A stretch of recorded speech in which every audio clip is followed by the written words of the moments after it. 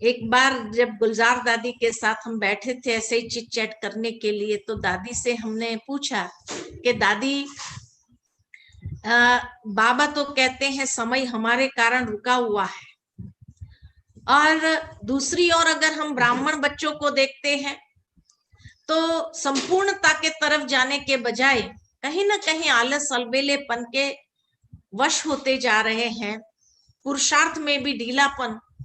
और बाबा कहते हैं समय हमारे लिए रुका हुआ है। तो अगर हम, जब बाबा के संग में आप सभी थे, दादियां थी, तो हमने कहा कि जब आप लोग थे तो उस समय तो नेचुरल है कि तपस्या बाबा ने 14 साल कराई, ऐसी बेहद की वैराग्य वृत्ति बनवाई आपकी, और इतना एकाग्रता का अभ्यास कराया, सब कुछ कराया बाबा ने आपको। तो हमने कहा कि आज अगर देखा जाए उसकी भेंट में भी, तो ऐसा लगता है कि और आगे बढ़ने के बजाय कहीं हम पीछे तो नहीं हट रहे हैं।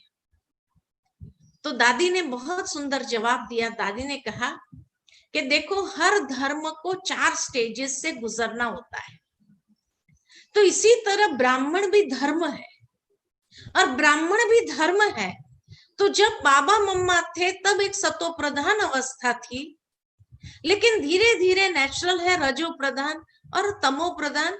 अभी तो और भी बहुत सी बातें देखेंगे जो आपने कभी सोची भी नहीं होंगी, समझी भी नहीं होंगी। तो ये तो ब्राह्मण धर्म है, 4 स्टेजेस से उसको भी गुजरना ही है, कायदा है। तो फिर हमने कहा फिर विनाश होगा ही नहीं। तो दादी ने कहा नहीं, विनाश तो जरूर होगा, ऐसे कैसे नहीं होगा। लेकिन जब ब्राह्मण भी चौथे धर्म में, चौथी स्टेज में पहुंच जाएंगे, तमो प्रधानता वाली स्टेज में पहुंच जाएंगे, उस वक्त बहुत बड़ा पेपर आएगा ब्राह्मणों के लिए, जिसको कहा जाए झाड़ हिलेगा। और झाड़ जो हिलेगा उसमें 2 प्रकार के बच्चे हो जाएंगे। एक है, जब झाड़ हिलेगा तो उनके अंदर बेहद की वैराग्य वृत्ति आएगी, और वैराग्य वृत्ति जैसे ही आएगी तो वो तपस्या में लग जाएगी कि अब सब कुछ छोड़ो, अब बस बाबा को याद करो, तपस्या करो। और दूसरे प्रकार के जो बच्चे हैं वो बेहद की वैराग्य वृत्ति के अभ्यासी नहीं है, तपस्या के अभ्यासी नहीं होंगे। तो जैसे ये झाड़ हिलेगा वो दुनिया में जाएंगे, निकल जाएंगे, जड़ जाएंगे, क्योंकि बाबा उनको वर्षा देने के लिए बंधा हुआ नहीं है। तो इसीलिए वो सोचेंगे कि बस अब यज्ञ में कुछ नहीं है, इसे तो अपना हम जो करना चाहे वो कर ले। तो इसीलिए वो दुनिया में जाएंगे। ये 2 प्रकार के बच्चे होंगे।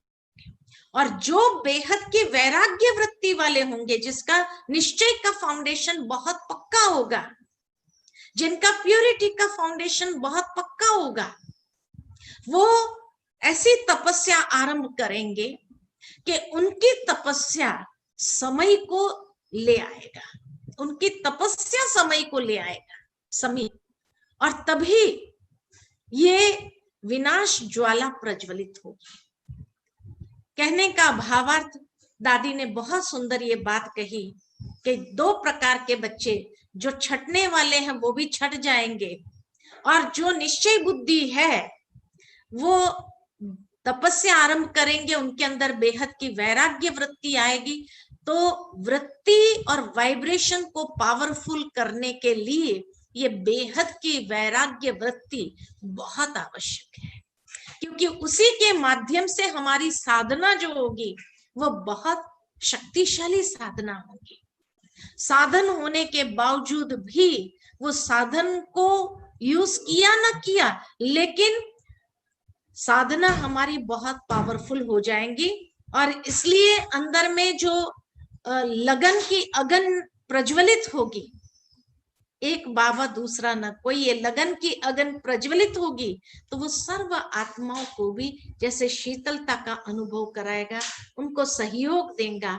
और इस बेहद की वैराग वृत्ति माना ही एक न्यारा और प्यारापन का बैलेंस उनके जीवन के अंदर सहज देखने को मिल जाएगा।